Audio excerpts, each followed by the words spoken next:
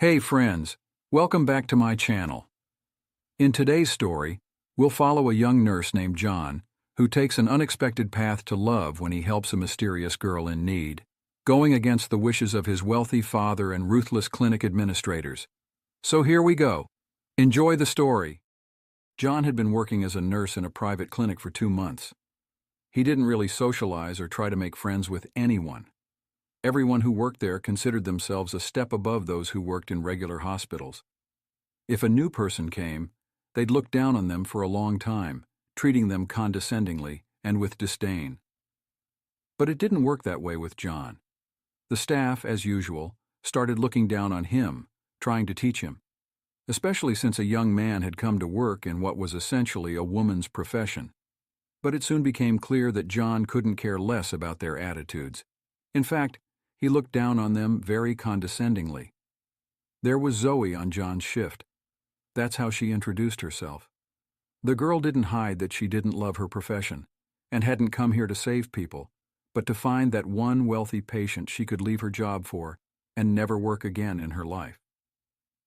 John soon learned about Zoe's dreams. He couldn't resist asking, "Zoe, but young and beautiful people hardly ever get sick. How are you going to find a worthy man?"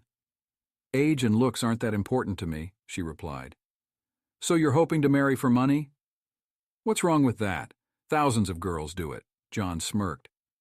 "Zoe, have you seen those girls? They prepare themselves for being millionaires from childhood, know 2 languages, are constantly dieting.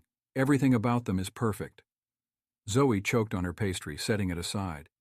"Are you saying I'm fat?" "No, of course not. But to interest a pampered rich man, charisma isn't enough." John looked Zoe up and down. Not even that much charisma.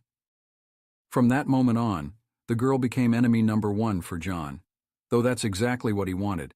He couldn't stand overly curious people. Zoe even managed to poke her nose into his plate when he was eating.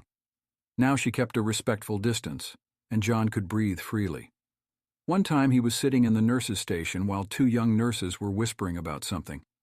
It turned out they were talking about how the chief doctor had fired a nurse yesterday for being 10 minutes late to work. "Can you believe it, John? He didn't even let her explain. He just said, 'You're fired,' and her mother is sick at home." "Strange. The chief seemed like a normal person to me." The girls waved their hands dismissively. "He's gone crazy. You just don't know him. Anyway, the rest isn't interesting." John left, and the girls continued talking about him. "He's kind of strange, isn't he? Good looking, but it doesn't seem like he has a girlfriend. And he hasn't hooked up with anyone here. Yeah, he keeps to himself. Did you see his watch? I saw an actor wearing one like that in a magazine. I mean, I get that it's just a knockoff for John, but why? Why does he have it? Sometimes I think he's looking for a partner like our Zoe." "No way. He doesn't seem like that type." "Then what's he doing here? A normal, healthy guy working as a nurse?" Honestly, John probably couldn't even answer what he's doing here himself.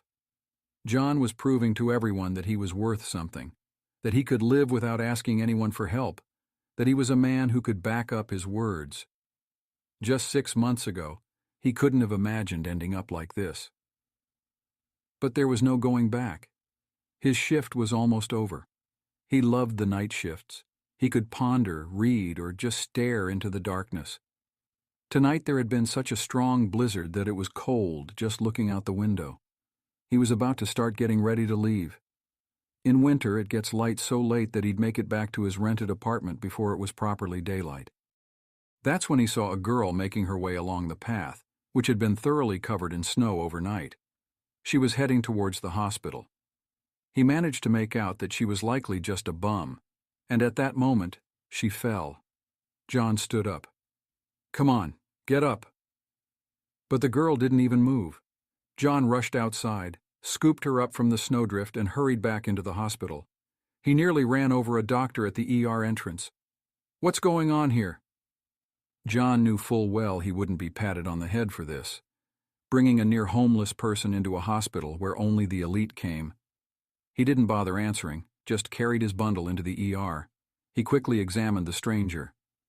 Clear signs of hypothermia, and bruises all over her body. But nothing too serious, it seemed. She was just coming to, and looking at him fearfully. Who are you? Don't worry, you're in the hospital. No, I can't be, I have to leave. But her weakened legs wouldn't support her. At that moment, the chief doctor burst into the ER, waving John's employment records in the air. Out! Get out of my hospital immediately. The last thing I need is for all the dregs of society to be brought in here. I'm giving you such a bad review. No clinic will hire you now, not even the worst public hospital. John snatched his papers back. He wanted to say something, but caught Zoe's gaze. She looked ecstatic. Happiness was radiating from her. John shifted his gaze to his other colleagues. None of them looked upset. And of course, none were going to jump to his defense. On their faces, he could read, "Serves you right, idiot. Good thing it's not me." But what can I say? People? What did you take that oath for? John waved his hand dismissively, scooped up the girl whose muscles were thawing, causing her teeth to chatter violently, and went to hail a cab. He realized he simply couldn't get her back to his apartment. And though he needed to save money, especially since he probably wouldn't get paid by this clinic, John kept trying to flag down a ride. A couple cars stopped, but immediately drove off after seeing his companion. Finally, some old guy in a Chevy stopped. He drove in silence, but just before dropping them off, he said, "You should stop letting your lady drink so much, huh? Look at her, doesn't even look human." Only then did John realize why no one would pick them up. The girl looked so haggard that she swayed even just standing still. At home, he made her take a hot bath. He could see she was barely alive, but he had to get her cleaned up and fed. John was afraid she'd fall asleep right at the table, but she didn't. As the stranger warmed up and ate, she seemed to become more lively, even a bit nervous. "My name's John, and I'm Kate. Tell me, where did all those bruises come from?" "My stepfather. You see, my mom died a year ago, and he decided to marry me off to his son. The son even divorced his wife for it." "Oh, not bad. Big inheritance?" "More like debts. You see, if I inherit my mom's farm, there will have to be an audit since he's been the only one running the company for 2 years. But if his son marries me, then something happens to me, and that's it. I can't go anywhere. They'll catch me, but I can't drag you into this either. I've been running from them for a month." "Well, you're worrying for nothing, don't you think?" "What are you saying? They have money, even the people working for them, and you're just a regular nurse, sorry. Now that they're after me too, you won't be able to do anything." John wanted to explain, but his guest simply collapsed off the chair. He nearly killed himself seeing it, but he realized she was acting strange. He carried her to the couch and took her temperature, 104F. To be expected, really. John gave her a shot and reached for the phone. "I just need to make one call and admit defeat." He looked at Kate, so pure, young, beautiful. "Hey, Dad, I need your help." His father arrived half an hour later. As soon as he walked in, he started nagging. "Well, son, can't do anything without Daddy's help, can you? Just like I said, you spoiled rich kids are useless." John had left home after a fight with his father. His dad thought everything John wanted was stupid. He had only studied to be a doctor for 6 years abroad, so he could goof off without supervision. And he only wanted to open a clinic to look cool in front of girls. John didn't understand why his father treated him that way. And when his dad said, "Where would you be without my money?" John walked out and slammed the door. But then his father saw the girl. "John, who's this?" "Dad, please listen." He told his father everything he knew.